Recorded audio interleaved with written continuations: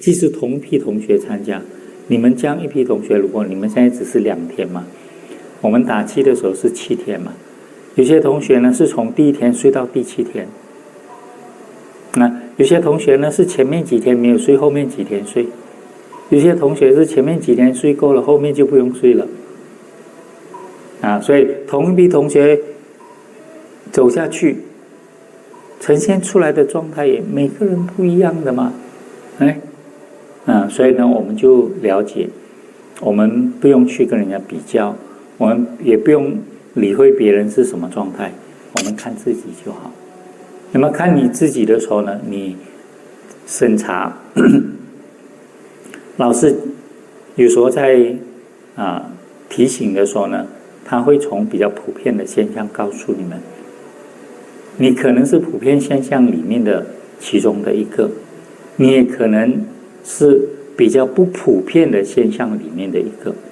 像刚才提说，很多同学可能很容易就陷入这个昏沉跟睡眠的这个状态，这个是比较普遍的，某一些状态里面比较普遍，但是不是每一个人都是这样，或者是在分析这个现象的时候，它并不是普遍的。比如说我们打气呢，到某一些比如说比较密集的或者是比较高阶的那些经区或者禅师或者禅师式的时候呢，那同学已经有些是打完气才进来，有些做好准备进来，这种比较容易疲累的现象对他们来讲反而是不普遍的，因为他们大部分的状态都很好了。那么我们也提到说，中国佛教的这个禅堂这个丛林，那些每天在禅堂里面打坐的同学那些禅众，他哪里可能呈现这个疲累的状态？他只要出现疲累就是懈怠，就表示他们有懈怠，所以那个香板就不客气就打下来了对他们来讲，保持精神的状态，精神饱和的状态呢，才是普遍的现象。睡眠对他们来讲反而是一个不正常反常的现象。那我们就知道，你看不同的课程那不同的这个学员的身心的状态，它呈现出来都不一样的。所以我们现在这样子的一种提醒，只是告诉大家可能会有这种情况但是这个是可能可能有，也可能没有你们不要以为说老师这样子讲了以后，就全部人一上来打坐就要先学睡觉，这样才符合老师说的那么老师说的才准。老师说的准不准，看你们这个提醒呢，只是让大家知道说，如果你有这个现象的话，你不要挂碍因为这个也是一个现象来的，所以你就回到自己本身来看观察。如果你完全没有类似这样的情况，你就照你正常的状态来用功嘛你一坐上去精神的状态就很饱和，然后老师教的方法清清楚楚的就能够用上去，那就很好了所以我们就要了解这个情况这是一个提醒，然后让我们在学习的过程中了解某一些情况，然后这个情况呢，如果我们有的话，我们就处理它；如果没有的话，我们就不要去想它，就把它放开。那么我们这个过程里面提到说，你们透支这个体力，那么透支体力的时候，就需要一些外在的这种补充然后外在的补充呢，一个是比较具体的、比较固体的东西就是比较有物质性的那个就是我们的饮食所以呢，我们讲到说，小止观也告诉我们，衣食要具足，还有呢，我们调和的部分呢，要调和饮食，对不对啊，也就是说，我们的能量呢，有一部分的补充是外来的，啊，这个外来的补充呢，就是我们的饮食了，啊，我们喝的东西，我们吃的东西。那么我们喝的东西，我们吃的东西呢，它一定要有适当的调和。那么适当的调和呢，它才能够帮助我们吸收这个外来的能量，补充我们身体的能量。所以我们身体消耗能量以后呢，它就会肚子饿，它就告诉你说，我需要食物来补充了。但是我们这个食物要调和咯，所谓调和呢，就是要能够适合我们的生理的这个需要。我们吃的不够，能量补充不够，那如果以现代的科学的角度，就是营养不够啊，营养很多方面啊，那如果是不够的话，那么我们的能量呢没有得到补充，我们的身体就会陷入一种弱而无力的这个状态啊。你们肚子饿了以后呢，有些人肚子饿了就感觉手脚都发抖了，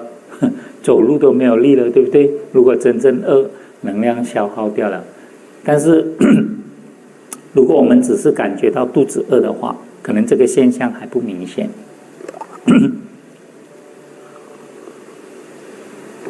因为我们的身体本身就会储存一些能量，我们身体呢都充满了这种能量啊。那我们肚子饿只是提醒我们说我们要补充，但是需要补充不是表示说你都用完了，还是有。但是如果你继续用下去，用到最后真的是都用完了以后，那么你可能就崩塌了。所以说我们就要补充了，但是补充的时候我们要适量，要适合了，所以营养要足。但是营养足不是表示说你的食物要很多有时候我们吃的太多，反而对身体是一个负累。为什么呢？因为我们吃进去的东西经过身体的消化，它要吸收了，需要的它吸收了，不需要的它要把它排出来。所以你吃太多的话，它要排的东西太多，你更累了因为你的身体也要工作，它内部的那些系统要工作嘛太多东西进来了，它要把它排出去嘛要排出去的时候呢，这个系统工作量增加了，它也会累的。所以你不要以为吃东西吃多了就一定是对身体有帮助的水好不好？水很好，对不对？我们所有的生命都需要水嘛。水太多的时候呢，我们的沟渠通不完的时候，你就觉得不要了，不要那么多的水灾了嘛，对不对？那水灾的话呢，你看你消耗，或者是对这个当下的那个设备什么，它就形成了破坏嘛你们这边有水灾，我们那边经常有水灾，一来哇有很多那些受灾的那些灾民就哭了，家里很多东西都被破坏了。我们身体也是这样的吗？你水也好，其他东西也好，那个饮食饮跟食两方面的东西太多了以后，那水来了还不够，它还把这个泥和食也一直带下来的时候，你就苦死了，对不对？所以我们身体也是一样嘛你水太多了，食物太多了下去的话呢，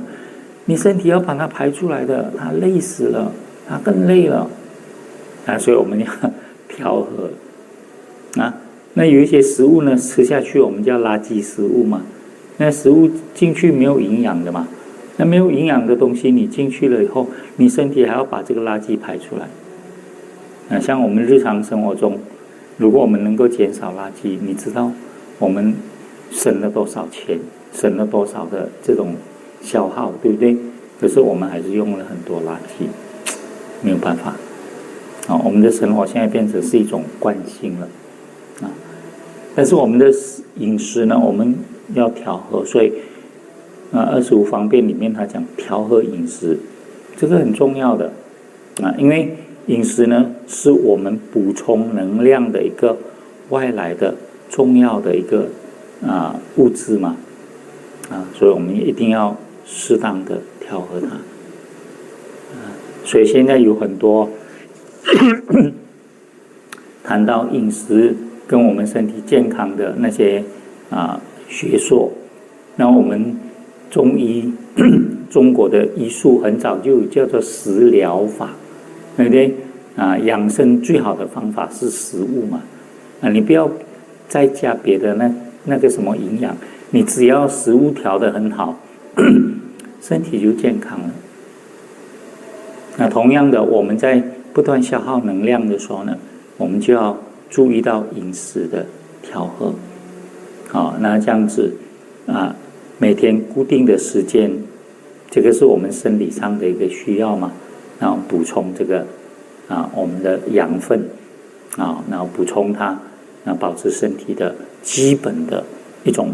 健康，基本的一种能量的储存，那这个是一部分咯。那么另外一个呢，调和饮食还要调和什么呢？调和睡眠刚才我们提到很多睡眠的这个问题睡得早跟睡不着都有一些状态然后如果是我们正常的生活，每天你有固定的这个睡眠，那么这个睡眠当然也因人而异，你不要以为你的睡眠少就一定是不对或者是睡眠必须要多少才符合。我们身体呢其实它有自己的一种调试的这个功能，但是我们没有让它发挥，是因为我们没有放松。一个人如果放松了以后呢，他的身体那种自我调试的功能它就会发挥出来。然后每个人的睡眠状态不一样，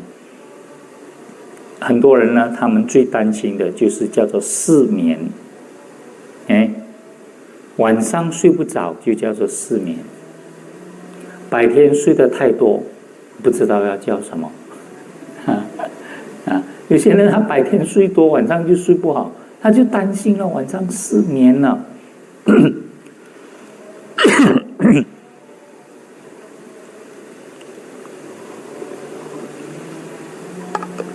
我们刚才提到有些同学来打气他们就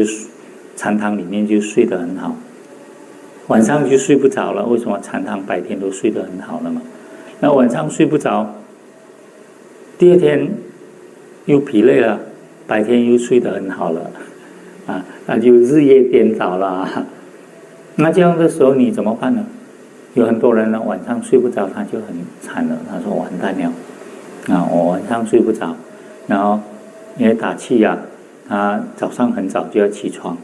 我们打气是4点起床，那如果我们打禅的话呢3点起床，晚上10点睡眠，你躺下去睡不着本来是不让你们看时钟看手表这样，但是偶尔有些人会偷偷看嘛，你看11点了还睡不着，12点1点2点3点，哎呦睡眠时间不够了，更紧张又睡不着，再看时间，哇12点了，哎呦还睡不着，哎呦那就算1点2点3点，哎呦又在睡不够了，很难过，怕说第二天睡不着现在睡不着，第二天醒不来了或者起来了一定是很昏沉，在禅堂另睡觉果然有些人是这样咯，白天就睡得很好咯很奇怪在禅堂打坐明明是坐着他就睡着了，而且睡得比他躺下来还要香这些状态就是表示说你的疲累太严重了嘛。那有些人这个疲累在白天抒放了，晚上反而睡不着又更担心，所以其实呢这些都不用担心，你如果是你们有因缘去打气的话，类似这种状态都很平常啊。那怎么办呢？你说我睡不着怎么办？你起来打坐嘛。你白天打坐睡觉，你现在晚上睡不着，你不是起来打坐咯，补回去嘛，对不对？啊，有什么好担心？然后回到我们日常生活，很多人晚上睡不着就很担心啊，有些是担心说明天早上去上班就很糟糕了，怎么办呢？其实我们有一些人我们的睡眠啊，它有一种自然调试的。你睡到一个程度的时候他就睡不着了。你不要把它当作是一种睡眠晚上失眠的状态，然后去找药来吃啊什么这样。你们现在学会打坐了，如果你们真的是晚上睡不着，你们起来打坐啊，你的呼吸还没有数完，你已经睡着了然后坐着睡到一半的时候，整个人动就睡着了吗